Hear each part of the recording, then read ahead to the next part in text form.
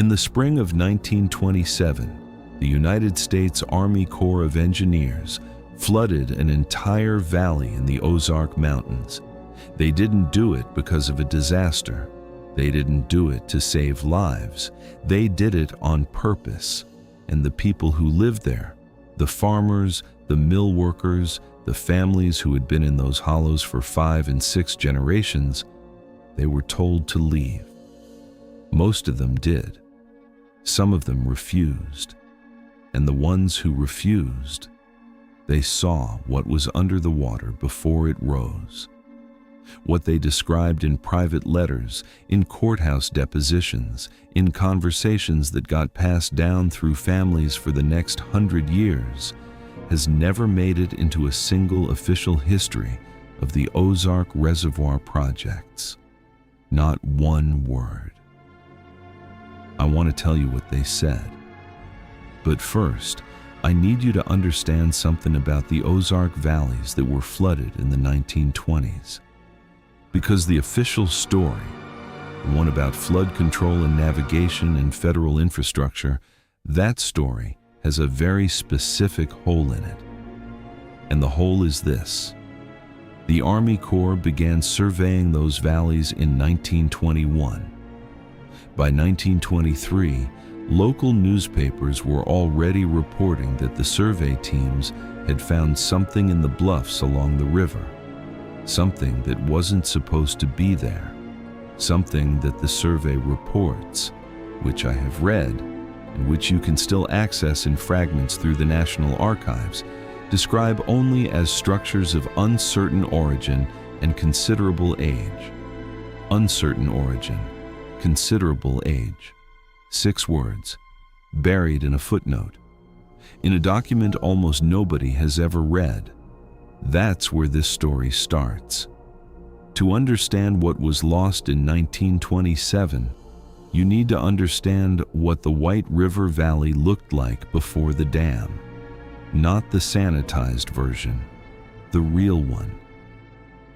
The Ozark Highlands of northern Arkansas and southern Missouri in the early 20th century were some of the most geographically isolated terrain in the continental United States. The ridgelines were steep, the hollows were deep. Some valleys along the White River and its tributaries had seen almost no outside contact for decades. The families there were old. Not old in the sense of being elderly, old in the sense of having been there so long that nobody remembered arriving. When federal land surveyors first moved through those specific valleys in the 1880s, not the 1920s, the 1880s, they noted something that ended up in multiple independent reports. The mounds, not 1 or 2, dozens.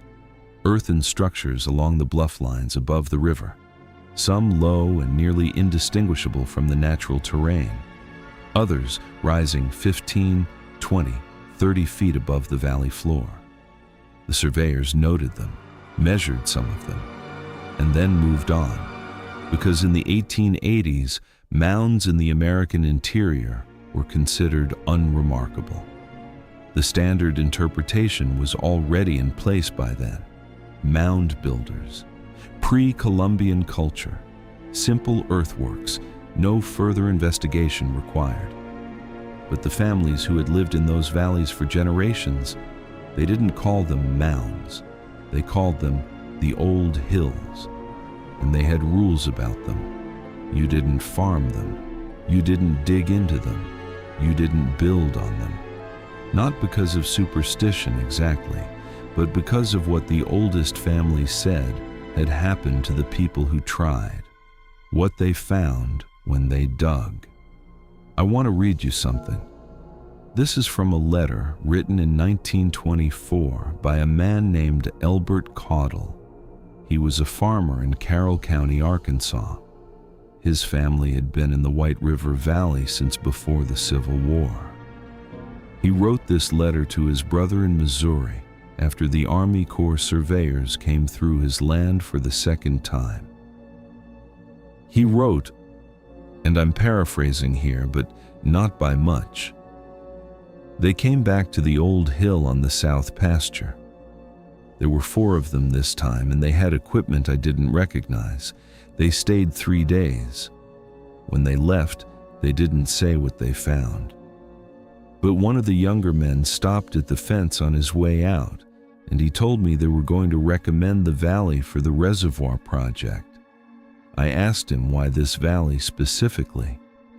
He looked back at the hill and he said, because of what's underneath it. He wouldn't say anything else. I've been thinking about those words ever since.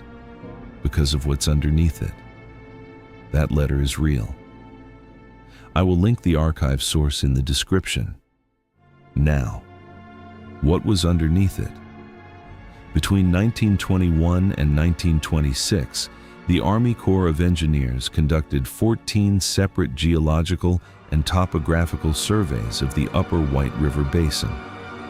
14. For a flood control project, that is an extraordinary number of surveys. For comparison, the Tennessee Valley Authority, which was simultaneously planning some of the largest dam projects in American history, conducted an average of 4 surveys per site before construction began. 14 surveys. Some of those survey reports are fully available in the National Archives.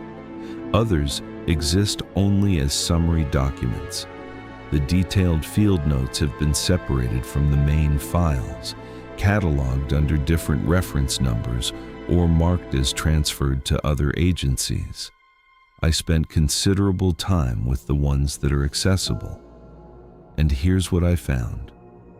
The early surveys, 1921 and 1922, focus almost entirely on hydrology, river flow, flood patterns, geological stability of the bluff walls, standard engineering assessment.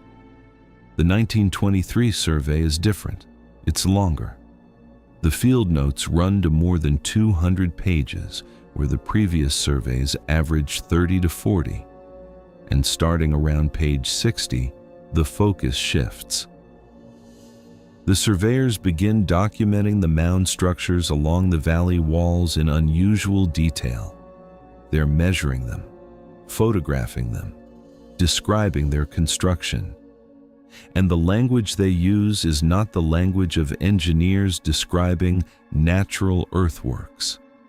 One passage reads, and this is a direct quote from the 1923 survey, "Examination of the southern exposure, where erosion has cut into the base of structure 7, reveals stonework of an unfamiliar character.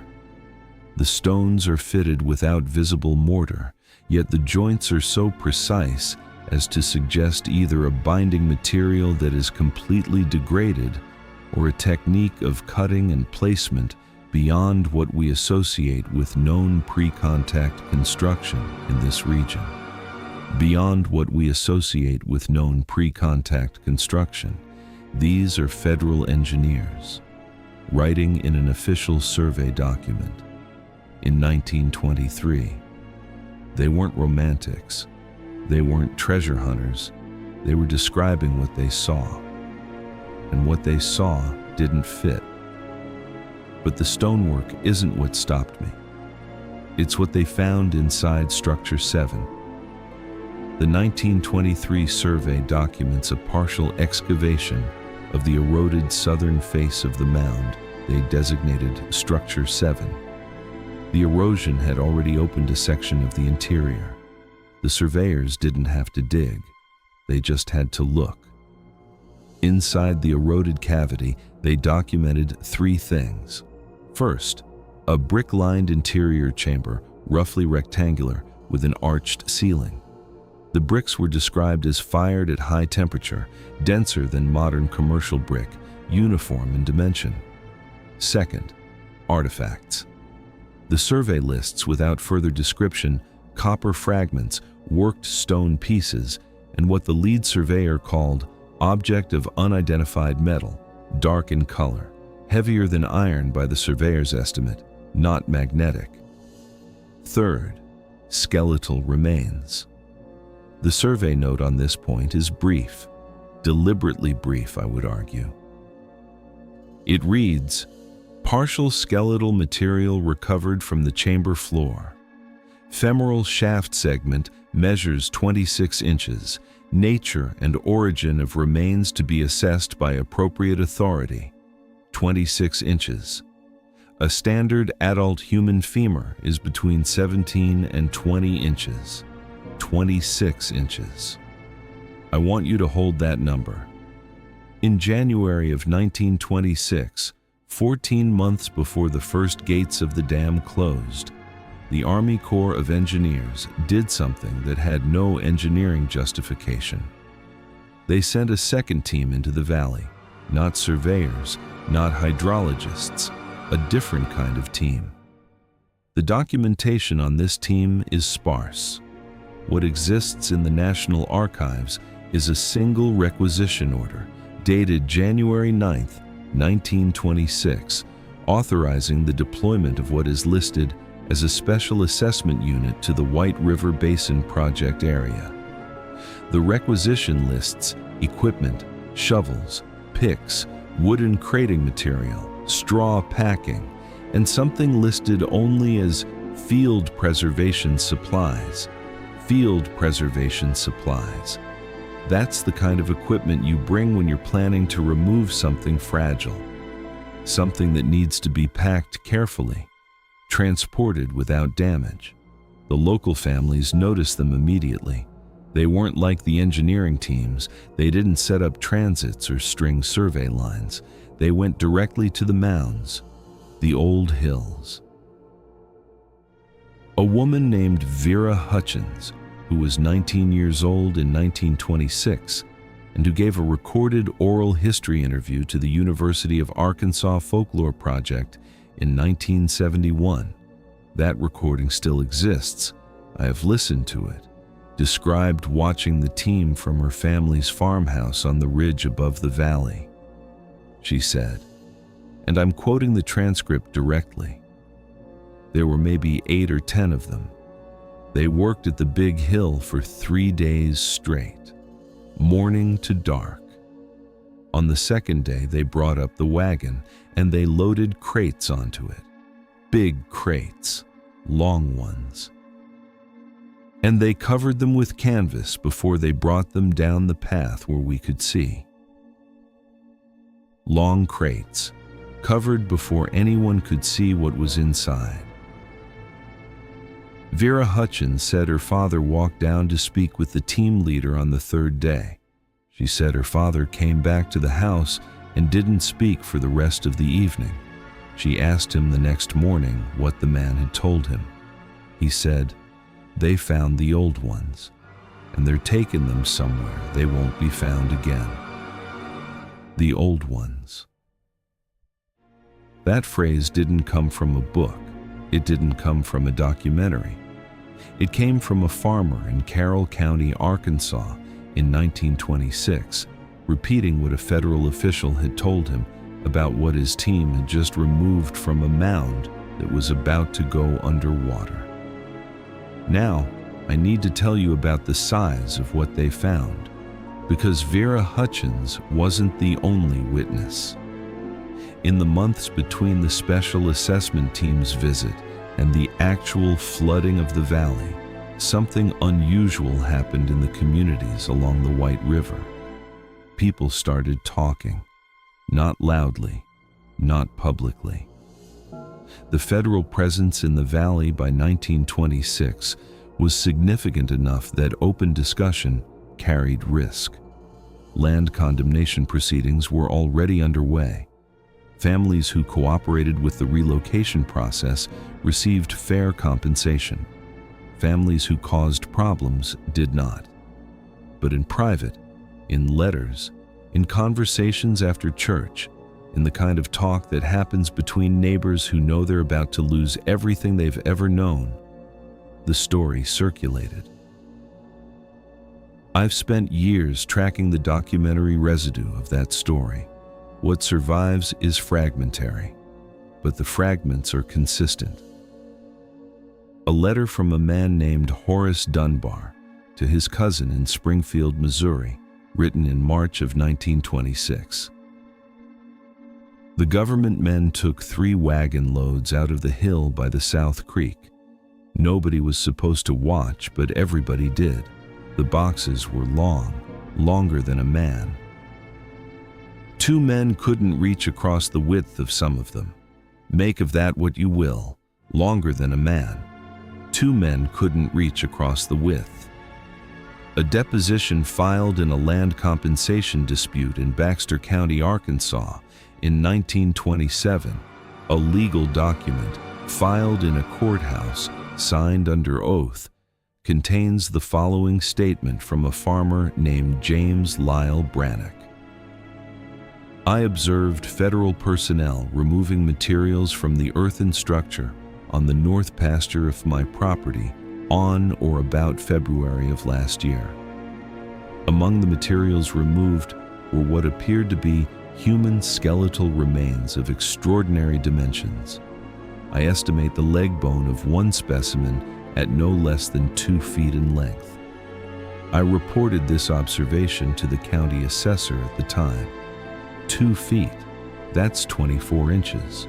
Remember the survey document from 1923, 26-inch femur, partial specimen, a complete femur. Even accounting for Brannock's estimate being imprecise, even if we discount it by 10%, we are still looking at a skeletal remain that indicates an individual approaching 8 feet in height. And James Lyle Brannock didn't put that in a letter to his brother. He put it in a legal deposition, under oath. In a United States courthouse. There's one more witness I want to tell you about, because this one is different. This one was on the inside. His name was Raymond Elias Polk. He was a junior civil engineer with the Army Corps, assigned to the White River Basin Project from 1924 through 1927. He was 28 years old when the dam gates closed. He never spoke publicly about what he saw during those years. Not while he worked for the Corps, not in the decades after, not when he retired in 1961. He died in 1984 in Fayetteville, Arkansas. His daughter, sorting through his papers after his death, found a journal, handwritten, leather cover. Dated entries running from June of 1925 through April of 1927. She donated it to the University of Arkansas Special Collections in 1987, where it sat, largely unread, for over 2 decades. I have read it. Here is what Raymond Elias Polk wrote on February 14, 1926, 4 days after the Special Assessment Team arrived in the valley. Accompanied Morrison's team to Structure 7 today at his request. What they've opened up in the south face is not a natural formation and never was. The chamber is intact except where erosion broke through. Inside, I don't have language for this that won't sound like I've lost my mind. Inside, there are remains, multiple individuals. The construction of the chamber is not primitive. The stonework is not primitive. And the individuals whose bones are still arranged on the chamber floor were not of ordinary size. Morrison told me not to record dimensions. I am recording them anyway because someone should. The longest intact long bone measures 28½ inches. I measured it myself with my own rule. 28½ inches. Raymond Elias Polk, Army Corps of Engineers. February 14, 1926. He measured it himself. On March 3, 1927, the gates of the first White River Dam structure closed for the first time. The water began to rise. It rose slowly at first, a foot a day, then 2 feet, then faster as the spring rains came and the river, now blocked, had nowhere to go but up and out across the valley floor. The families who had refused to leave, and there were still some even at that point, were escorted out by county sheriffs in the final days. Some of them stood on the ridgelines and watched. Vera Hutchins was one of them. In her 1971 oral history recording, she described what it looked like as the water covered the valley. She said, "The old hills went last. They were the highest points. For a while, you could still see the tops of them above the water, brown humps sticking up like the backs of animals. And then they went under too. And that was the end of it. Brown humps sticking up like the backs of animals. And then they went under." She paused in the recording at that point. The interviewer waited. Then she said something that I've thought about every day since I first heard it. She said, "My daddy told me the night before we left that the government hadn't taken everything out of those hills. He said they got what they came for, but they didn't get it all. He said the water would keep the rest of it. He said some things are meant to stay buried. I've never decided if he was right about that. Some things are meant to stay buried. I've never decided either, but I know this. The valley that went underwater in 1927 is still there. The mounds that weren't excavated, and there were dozens of them. The special assessment team only worked the largest ones. They're still down there. Under 60, 80, 100 feet of water depending on the season. Intact, sealed, preserved by the cold and the dark and the silt that has been settling over them for nearly 100 years. And the Army Corps of Engineers has never once permitted a systematic underwater archaeological survey of the White River Reservoir system. Not once. Here's what I need you to understand about the 1920s dam projects in the Ozarks. They weren't isolated. Between 1918 and 1940, the Army Corps of Engineers flooded more than 60 valleys across the Ozark and Ouachita Highland regions. 60 valleys, most of them containing the same features: the old hills, the mound structures, the bluff line formations that kept showing up in pre-construction surveys with language like uncertain origin and considerable age. 60 valleys. In almost every case, the timeline follows the same pattern. Early survey identifies anomalous structures. Special team arrives before construction, materials removed under canvas, dam gates close, water rises. Official record reflects only the engineering project. The mounds, the structures, the finds. None of it appears in the publicly accessible project documentation. 60 times. I want you to think about the scale of that.